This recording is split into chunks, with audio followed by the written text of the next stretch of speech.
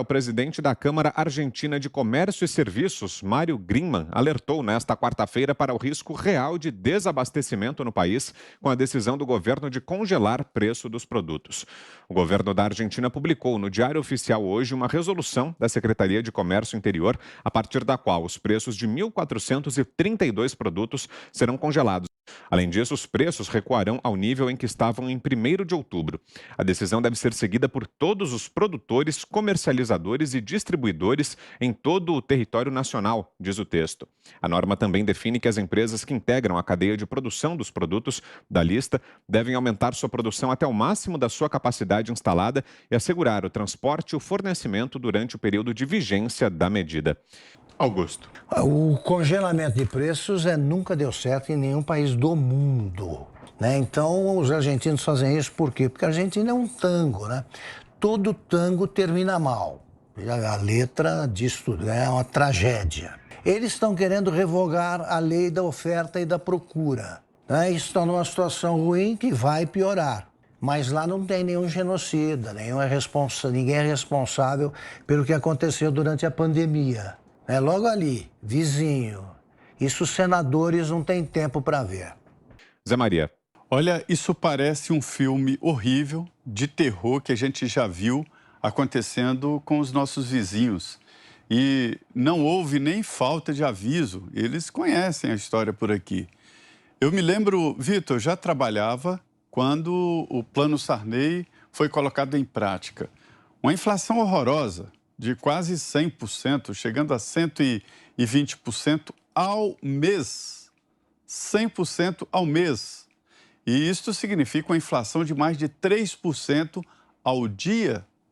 Senhores da nova geração que não conviveram com isso, é tão absurdo que se você chegar numa lanchonete e tomar um refrigerante e demorar ali algumas horas, 2 horas, o segundo, terceiro refrigerante terão preços diferentes.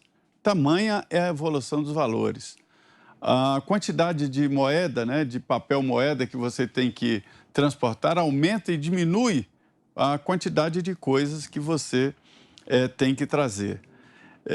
E aí o que aconteceu?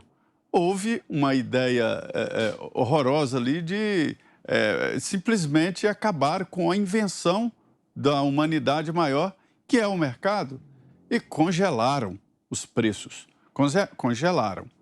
E aí houve toda uma comoção nacional, descobrimos o ouro. Pessoas loucas ali, parabéns, donas de casa, se fantasiando de fiscais e descerrando, fechando portas de supermercado que desobedeciam o tal congelamento de preços. Pois bem, nesse primeiro momento todo mundo comemorou, que é o que deve comemorar no primeiro instante na Argentina. O segundo é horroroso. Falta tudo. Mesmo com dinheiro você não consegue comprar. E isso quebra os produtores. Ele não pode vender um produto mais barato do que o custo de produção. É simples assim. E aqui no Brasil, senhores, eu vou repetir, alguns já conhecem a história. Houve um momento, por exemplo, em que um carro usado valia muito mais do que um carro zero, retirado na concessionária. E aí o que acontecia? O ágio.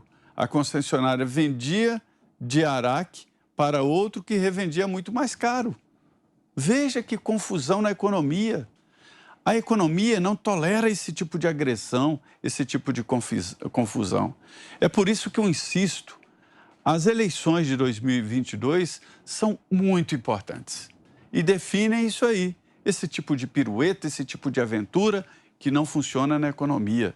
Então, o capítulo seguinte desta economia socialista da Argentina, nós podemos escrever aqui.